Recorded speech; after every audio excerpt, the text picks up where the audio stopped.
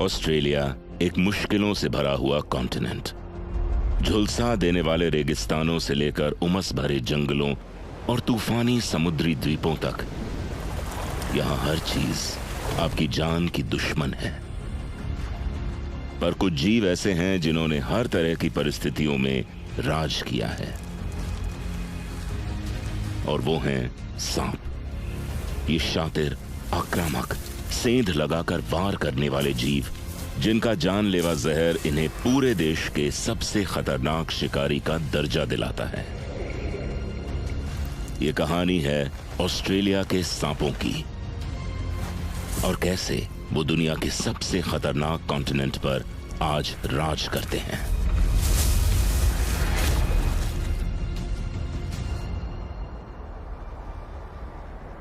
Extreme snacks.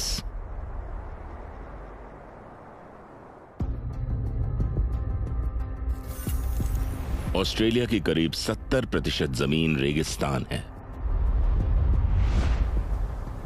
यहां पर तापमान 50 डिग्री सेल्सियस तक जाता है और पानी की भी कमी रहती है। यहां जिंदा रहना भी किसी जंग से कम नहीं है। पर कुछ जीवों ने यहां जिंदा रहने का तरीका खोज निकाला है। ऑस्ट्रेलिया में दुनिया के किसी भी कॉन्टिनेंट से ज्यादा रेप्टाइल्स पाए जाते हैं, और हर किसी के पास रेगिस्तान में जिंदा रहने के लिए अपना एक अलग हथियार है, जिसमें से सबसे घातक हथियार है जहर, जो कि सांपों के पास है।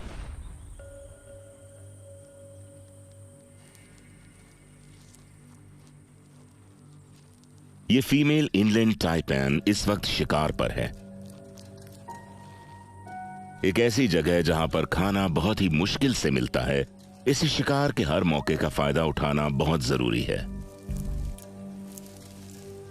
दुनिया के सबसे खतरनाक सांपों के जहर से लैस इस टाइपैन स्नेक की एक बाइट अपने शिकार को सेकंड्स में पैरालाइज कर सकती है और जान भी ले सकती है। पर पहले इसे शिकार को ढूंढना होगा। इसकी जीभ पर लगे खास रिसेप्टर्स इसकी शिकार को ढूंढने में मदद करते हैं, और आखिरकार इसे खाने की खुशबू आ चुकी है। एक रेगिस्तान का चूहा। वो चूहे के गंध का पीछा करते करते उसके बिल तक पहुंच गई है। अब वो अपने लंबे लचीले बदन की मदद से उसे एक कोने में किंड में टाइपैन स्नेक के जहर ने अपना असर दिखाना शुरू कर दिया है।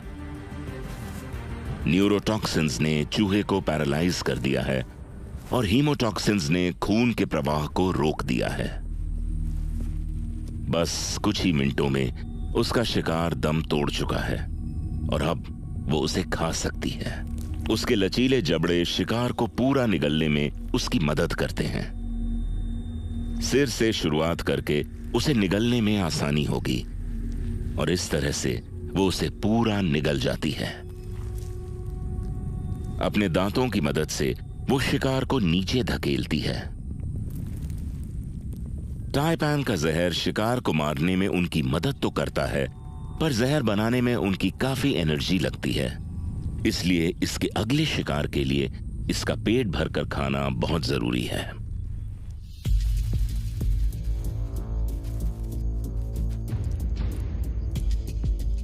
उसे बिल में और चूहों की गंध आती है।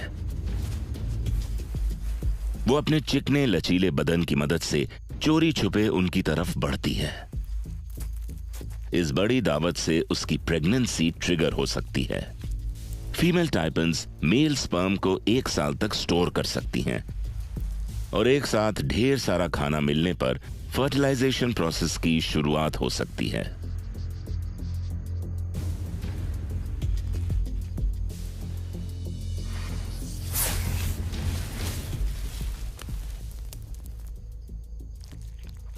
अगर वो कामयाब हुई तो इससे उसे सांपों की अगली पीढ़ी को इस दुनिया में लाने के लिए एनर्जी मिलेगी।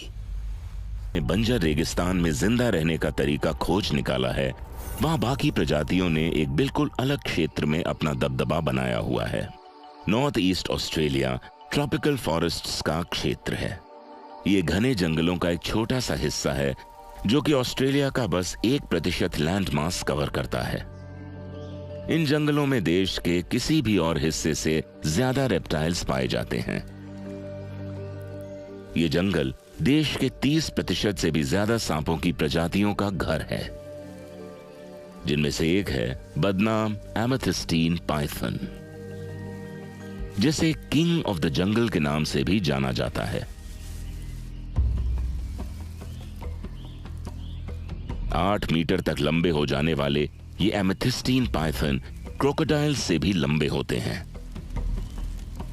इनका ताकतवर मांसपेशियों वाला शरीर इनका सबसे बड़ा और जानलेवा हथियार होता है, और ये डेजर्ट स्नेक्स की तरह जहरीले नहीं होते। ये अपने शिकार को जकड़कर उसे मारते हैं। हाल ही में एक स्टडी में पता चला है कि पाइथन्स एशिया से करीब 23 मिलियन साल पहले ऑस्ट्रेलिया आ गए थे, जिनमें से कई जंगलों में आकर बस गए। इस बेहद घने जंगल में एमेथिस्टीन पाइथन की सूक्ष्म इंद्रियां इन्हें अपने शिकार का पता लगाने में मदद करती हैं, रात के अंधेरे में भी।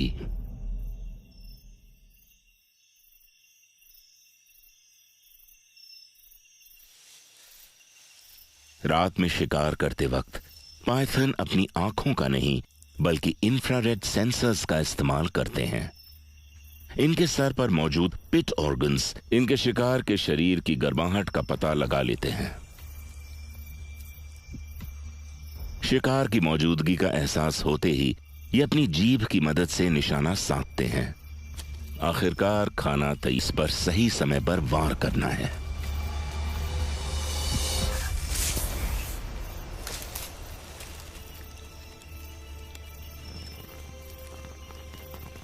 इस जानलेवा 30 किलो के शिकारी की पकड़ से बचने का कोई तरीका नहीं है। पाइथन चूहे को साबुत निगल जाता है।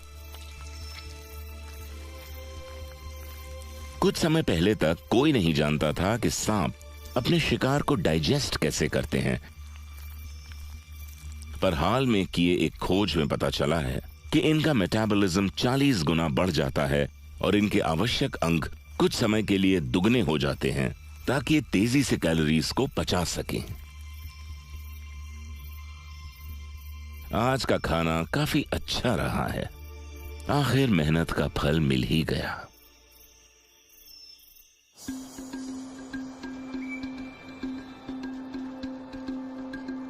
जहां एमेथिस्टीन पाइथन को किंग ऑफ द जंगल का दर्जा दिया गया है, थोड़ी ही दूर देश के दक्षिणी मध्यम तापमान के जंगलों में, जहां एक तरफ यूकलिप्टस ट्रीज देखने को मिलते हैं, एक सांप को किंग ऑफ द बुश का दर्जा दिया गया है। यह है एक खूंखार लाल पेट वाला ब्लैक स्नेक। ये बेहद जहरीले सांप ऑस्ट्रेलिया के पूर्वी तट पर राज करते हैं। ये पानी और जमीन दोनों पर शिकार करने में माहिर होते हैं। पानी में रहने वाला कोई भी जीव इनसे सुरक्षित नहीं है, खासकर कि एक नर सांप से जब वो प्रजनन के समय में हो। ये मादा की तलाश में काफी दूरी तय कर चुका है और इसलिए काफी गुस्से में है। यह चालाकी से पानी में उथल पुथल मचा रहा है ताकि इसका शिकार बाहर निकल आए। ये स्पॉटेड मार्श फ्रॉग जमीन पर कहीं भी भागकर छुप नहीं पाएगा, और अब ये सांप अपने शिकार की गंध का पीछा कर रहा है। अपनी सूक्ष्म इंद्रियों की मदद से मेढक ने खतरे को भांप लिया है और अब छुपने की जगह ढूंढ रहा है, पर सांप की नजरों से दूर होकर वो बच नहीं पाएगा। शिकारी को तो शिकार का स्वाद भी आ चुका है।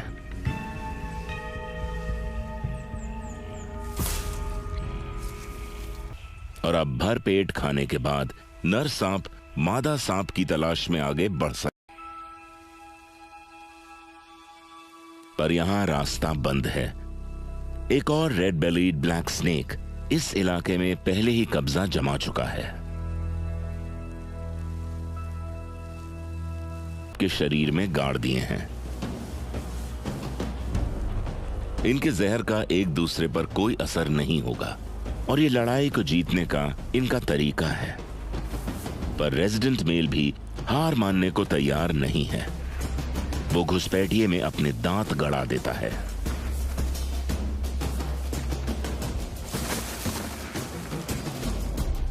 सांपों की लड़ाई करीब आधे घंटे तक चल सकती है, लेकिन आज नहीं। रेजिडेंट मेल ने घुसपैठिए को खदेड़ दिया है और अब उसे कहीं और फीमेल को तलाशना होगा।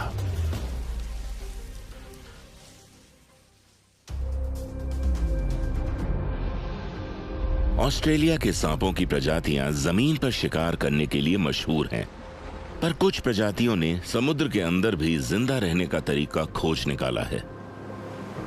द ग्रेट बैरियर रीफ को प्लैनेट का सबसे डाइवर्स मरीन इकोसिस्टम माना जाता है।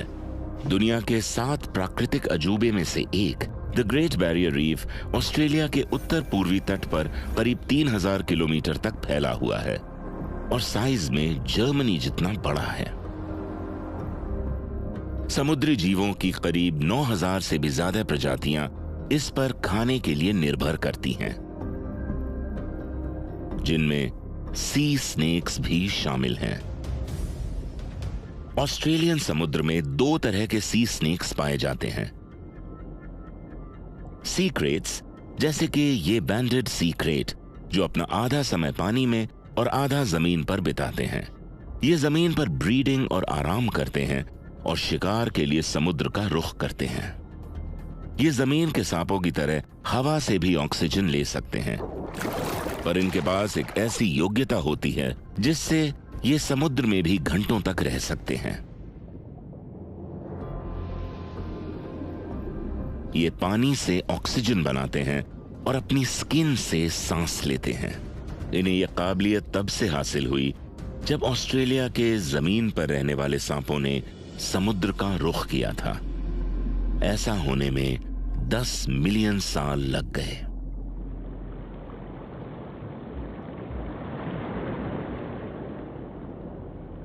और अविश्वसनीय रूप से कुछ सांपों ने इवॉल्व होकर समुद्र को ही अपना घर बना लिया है।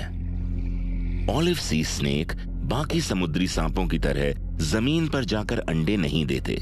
ये अपनी पूरी जिंदगी समुद्र में बिताते हैं।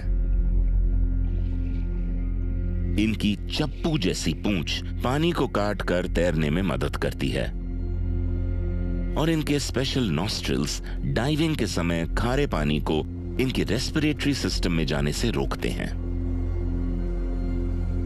इनकी जिंदगी जमीन के सांपों से काफी अलग होती है, पर इनके जीने का तरीका इनके जमीनी रिश्तेदारों से काफी हद तक मेल खाता है। इनका जहर और नुकीले दांत इन्हें खतरनाक शिकारी बनाते हैं।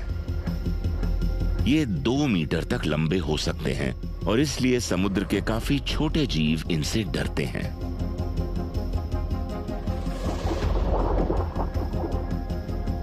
कुछ समय पहले तक हमें सी स्नेक्स के अंडर वाटर सेंसरी सिस्टम्स के बारे में बहुत कम जानकारी थी, पर साइंटिस्ट्स ने इनके सीक्रेट का पता लगा लिया है। इनके पास सिक्स्थ सेंस होता है। इनके गुंबदनुमा सर पर बने स्केल्स आसपास की सभी वाइब्रेशंस को एब्जॉर्ब करते हैं और शिकार का पता लगाने में इनकी मदद करते हैं और इन्हें शिकारियों से भी बचाते हैं।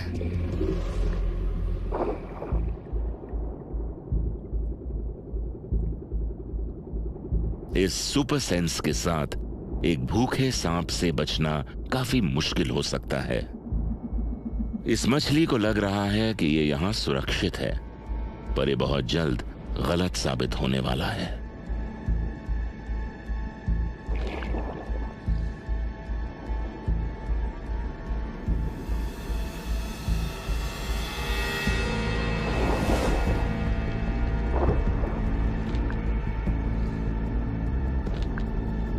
सी स्नेक में पाए जाने वाले बड़े दांतों से ये अपने शिकार पर पकड़ बना लेता है और उनके जरिए अपना घातक जहर उनके शरीर में उतार देता है और बिना किसी देरी के शिकार को निगल लेता है।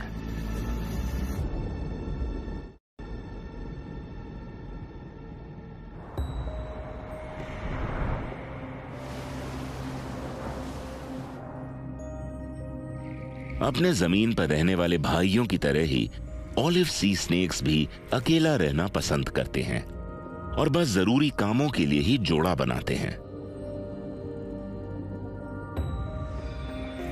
एक सी स्नेक को ब्रीडिंग का मौका बहुत ही मुश्किल से हासिल होता है। ये देखते हुए कि एक आम एडल्ट 3 साल की उम्र में सेक्सुअली मैच्योर होता है और इन्हें ब्रीड करने का मौका 2 साल में बस एक बार मिलता है, हो सकता है कि शायद जिंदगी में पहली बार इस जोड़े को रोमांस करने का मौका मिला हो। बस थोड़ी ही देर में ये मेट करेंगे, पर ये फीमेल जमीनी सांपों की तरह अंडे नहीं देगी क्योंकि पानी में अंडों को गर्म नहीं रखा जा सकता है और उसके बजाय मेटिंग के 11 महीने के बाद सीधे नन्हे बच्चों को जन्म देगी।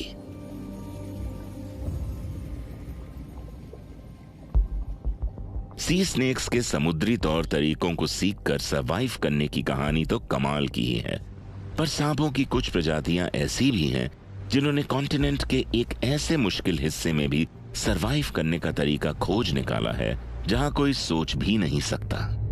माउंट चैपल आइलैंड बास स्ट्रेट में स्थित समुद्र का एक ऐसा तूफानी हिस्सा है जो कि टैस्मानिया और ऑस्ट्रेलिया के बीच में पड़ता है।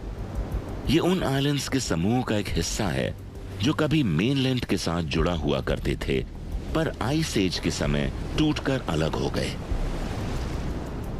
और जब जमीन 2 हिस्सों में बटी तो उसके साथ जंगली जीव भी बट गए। पर बिना मीठे पानी के तूफानी हवाएं और जमा कर देने वाली ठंड का सामना कर बस कुछ ताकतवर जीव ही सरवाइव कर पाए। चैपल आइलैंड टाइगर स्नेक्स यहां आए उन चुनिंदा जीवों में से हैं जो यहां सरवाइव कर पाए, पर खाने की कमी होने की वजह से ये ज्यादातर सुस्ताते रहते हैं और बस शिकार की गंध आने पर जागते हैं। 2.5 मीटर तक लंबे हो जाने वाले ये चैपल टाइगर स्नेक्स साइज में मेनलैंड टाइगर स्नेक्स से दुगने लंबे होते हैं और इनकी खुराक भी उनसे दुगनी होती है। गर्मियों के महीनों में कई हजारों short tailed share waters island का रुख करते हैं। उत्तर की सर्दियों में पेट भरकर खाने के बाद ये गर्मी पड़ते ही यहां ब्रीडिंग के लिए वापस लौटते हैं और बिलों में अपने घोंसले बनाते हैं और भूखे सांपों के लिए ये किसी दावत से कम नहीं होते।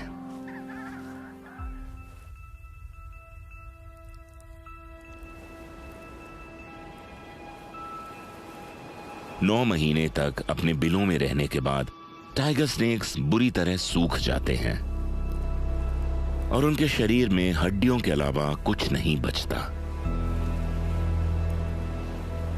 ये सांप काफी कमजोर हो चुका है, लेकिन अगर उसने ये मौका गंवा दिया तो पता नहीं उसे फिर खाने का मौका कब मिलेगा। इस सांप को अगले साल तक जिंदा रहने के लिए जितना हो सकता है उतना खाना खाना होगा।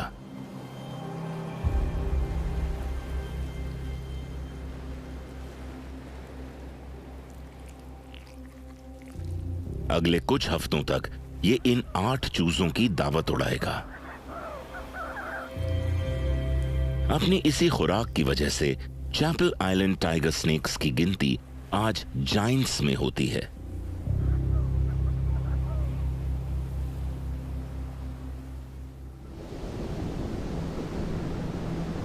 मुश्किलों से भरे इस कॉन्टिनेंट में रेप्टाइल स्नेक्स ने प्रकृति के हर बदलते रंग के साथ खुद को बदलने का तरीका खोज लिया है। ऑस्ट्रेलिया के इस बंजर मध्य हिस्से में न जाने कितने सालों से बारिश की एक बूंद भी नहीं पड़ी है, पर आकाश में होती बादलों की गड़गड़ाहट से ये रेगिस्तान जैसा खिल उठा है। इस बारिश से यहां के निवासी जीवों को ही फायदा नहीं मिलता,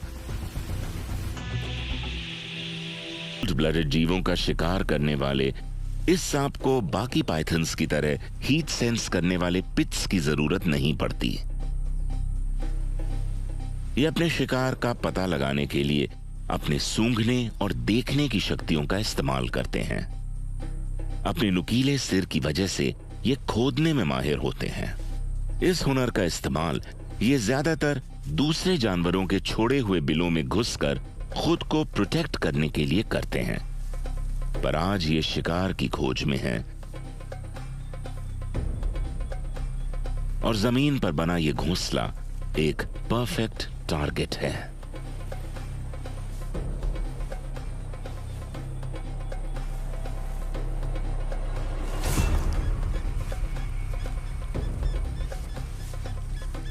अपने ताकतवर शरीर का इस्तेमाल करके बोमा पाइथन्स अपने शिकार को उनके घोंसलों में कुचल कर भी मार सकते हैं।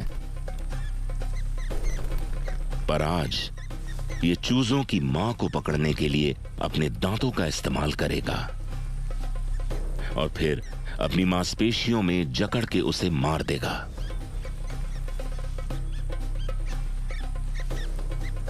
मां को मारने के बाद अब ये चूजों के पिता का शिकार करेगा और दोनों को खत्म करने के बाद ये पूरे परिवार की दावत उड़ाकर ही वापस लौटेगा।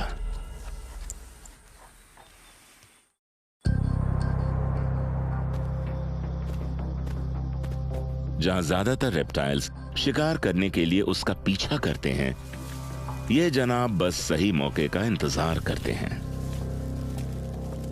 ये डेथ एडर पूरे साल एक ऐसी तरकीब लगाते हैं कि जिससे इनका शिकार ही सारी मेहनत करता है और ये बेहद जहरीले सांप धोखे से मौका देखते ही उन्हें दबोच लेते हैं।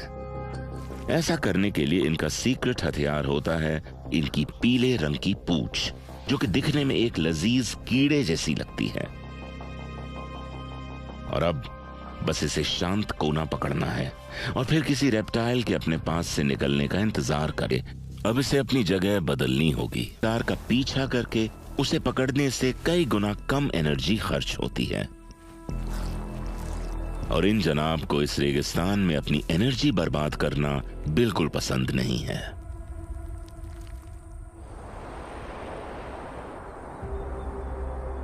जहां रेगिस्तान में जीवों को पानी की एक बूंद के लिए भी तरसना पड़ता है, ऑस्ट्रेलिया के पूर्वी हिस्से की कहानी बिल्कुल अलग है।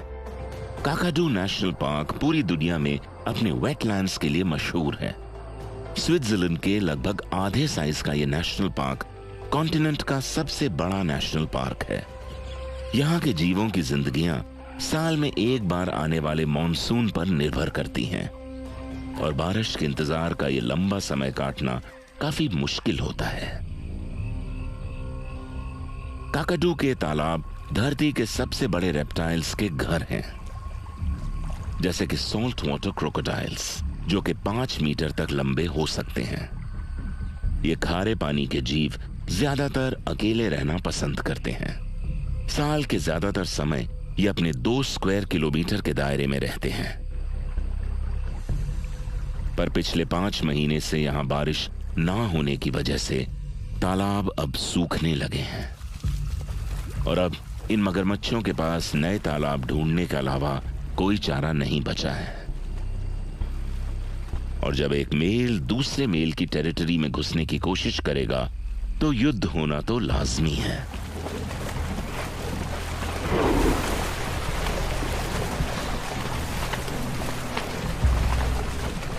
अब घुसपैठिए को बाहर खदेड़ने के लिए रेजिडेंट मेल को अपनी ताकत का प्रदर्शन करना होगा।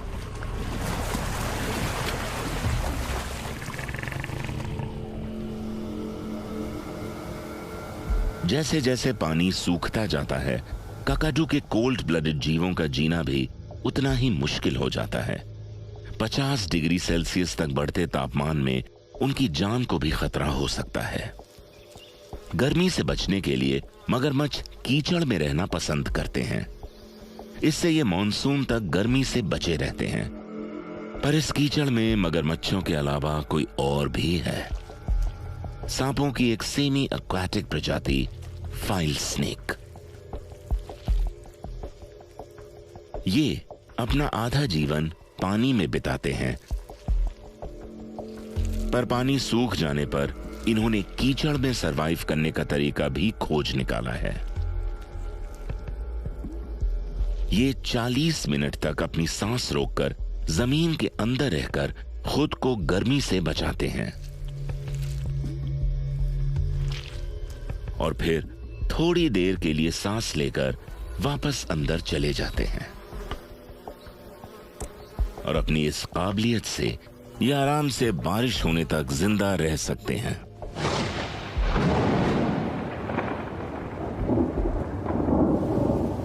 और आखिरकार आसमान में काले बादल दिखाई देने लगे हैं। बरसात आ चुकी है।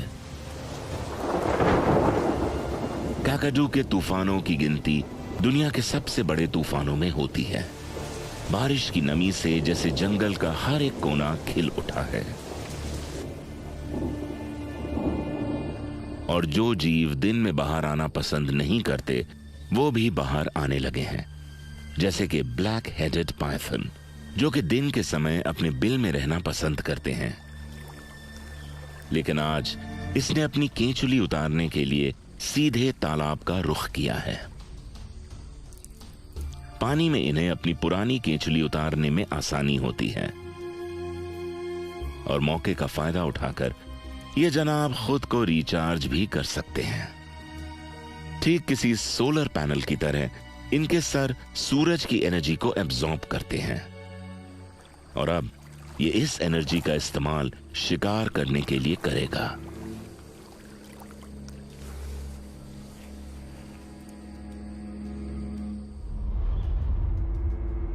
मॉनसून काकाडू के जीवों के लिए किसी जीवन दान से कम नहीं है, लेकिन बदकिस्मती से बारिश के साथ कुछ बिन बुलाए मेहमान भी यहां आ जाते हैं। बारिश के समय केन टोड्स भारी मात्रा में ब्रीडिंग करते हैं और बहुत तेजी से फैलते हैं। एक फीमेल टोड एक साल में करीब 70,000 बच्चे दे सकती है। 1930 से जब से ये मेंढक ऑस्ट्रेलिया में आए हैं, इन्होंने यहाँ की रहवासी जीवों की आबादी का सफाया कर दिया है। जहरीले ग्रंथियों से लैस ये मेंढक अपने पास आने वाले किसी भी जीव को नहीं बख्शते और इनके जहर से सबसे ज्यादा खतरा उन सांपों को होता है जो इनका शिकार करने की कोशिश करते हैं। हालांकि सांपों की एक प्रजाति ऐसी है जिसने इस घुसपैठिए से निपटने का तरीका ढूंढ लिया है। कीलबैक स्नेक बिल्कुल जहरीले नहीं होते, पर फिर भी वो केन टोड का शिकार करके सरवाइव कर सकते हैं। हाल ही की स्टडीज में पता चला है कि कीलबैक्स ने बहुत तेजी से बदलकर खुद को टोड्स मारने में माहिर कर लिया है। 1 सेंचुरी से भी कम समय में कीलबैक्स के शरीर अपने शिकार के जहर को पचाने के लिए लंबे हो गए हैं और उनके सर एक बार में कम खुराक लेने के लिए छोटे हो गए हैं, क्योंकि जितना छोटा मेंढक उतना कम जहर।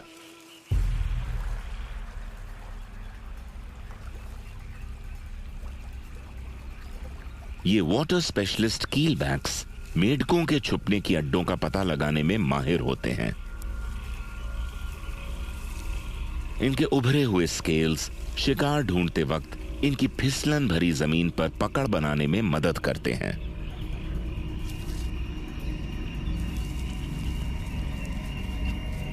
और जिस तरह प्लेग की तरह ये मेंढक फैलते हैं, इनका पता लगाना मुश्किल नहीं होता।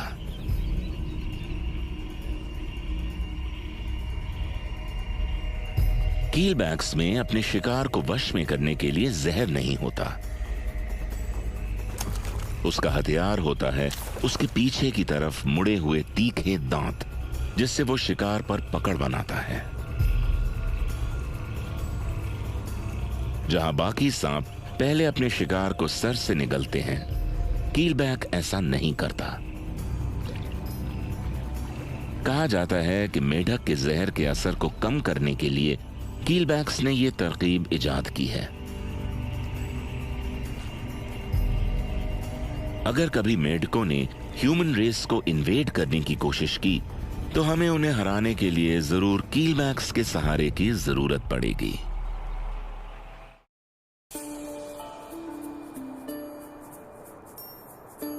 ऑस्ट्रेलिया में दुनिया के हर तरह के जीव मिल बांट कर रहते हैं और ट्रॉपिकल क्वींसलैंड के जंगलों में आपको ऐसा साफ देखने को मिलता है।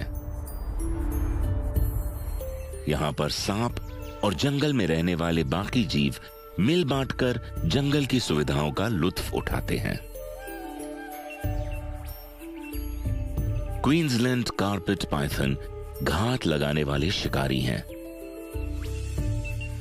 और अपने शरीर पर हल्के और गहरे रंग के पैटर्न्स की बदौलत ये आसानी से जंगल में घुल मिल जाते हैं। ज्यादातर ये किसी जीव के अपने पास से निकलने का इंतजार करते हैं और फिर उस पर हमला करते हैं। आज इसकी नजर किसी और इनाम पर है। स्क्रब टर्की मेल्स घोंसले बनाने में माहिर होते हैं और क्योंकि अंडों को सेक देने का काम इनका होता है, ये बहुत ध्यान से लकड़ियों और पत्तियों को चुनते हैं ताकि ये घोंसले का तापमान बने। जहां एक तरफ कारपेट पाइथन एक नए शिकार की चाहत में अपना रास्ता गर्मी का पीछा करते हुए, पाइथन ये अपने लंबे घुमावदार दांत से उसे पकड़ लेता है और धीरे धीरे उसे जकड़ने लगता है। माना जाता था कि ये अपने शिकार को जकड़ कर मारते हैं, पर हाल ही की स्टडीज में कुछ और पता चला है। इनके जकड़ने से शिकार के शरीर में खून का प्रवाह रुक जाता है और नसें फूल जाने से हार्ट अटैक आ जाता है।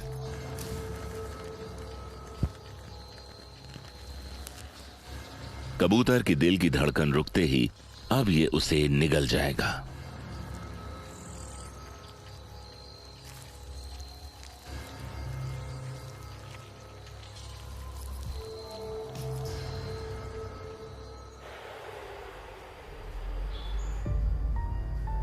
मुश्किल परिस्थितियों में अडैप्ट करना ही ऑस्ट्रेलिया में वाइल्ड लाइफ के सरवाइव करने का एकमात्र तरीका है। और माउंट एटना नेशनल पार्क में कुछ सांपों ने जिंदा रहने के लिए इस हुनर को बखूबी सीख लिया है। गर्मियों के समय जब धूप और उमस अपने चरम पर होती है, पार्क की limestone caves bent wing bats का घर बन जाती हैं और पूरे देश के करीब 80% पॉपुलेशन यहां ब्रीडिंग करने आते हैं। इन गुफाओं में हर मादा एक बच्चे को जन्म देती है और फिर पूरी गर्मियां उन्हें दूध पिलाती है जब तक कि वो उड़ने के लायक नहीं हो जाएं। पर इन तापमान अनुकूलित नर्सिंग स्वीट में इन बैट्स को एक कीमत चुकानी पड़ती है। यहां उनके साथ रहते हैं कई निर्दयी शिकारी। स्पॉटेड पाइथन यहां दीवारों पर चिपके रहते हैं और जैसे ही फीमेल बैट्स खाना ढूंढने के लिए बाहर जाती हैं, शिकार की गर्मी से अंदाजा लगाकर ये अपना सही वक्त पर हमला करके शिकार को दबोच लेते हैं और ये अपने शिकार को जकड़कर मार देते हैं। ये हुनरमंद एक्रोबैटिक शिकारी होते हैं, पर इस गुफा में आज बस एक ही शिकारी नहीं है।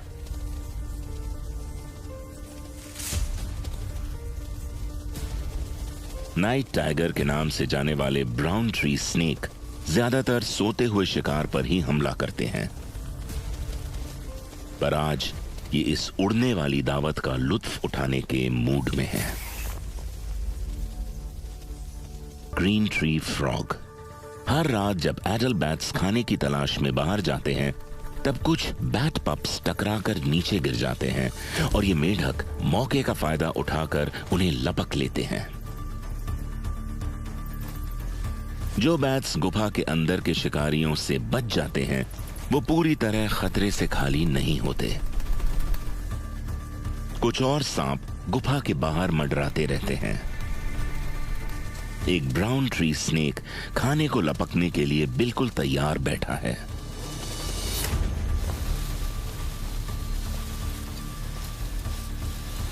गुफाओं में होने वाली इस सालाना दावत को देखते हुए ये सांप केव हंटर्स में तब्दील हो चुके हैं।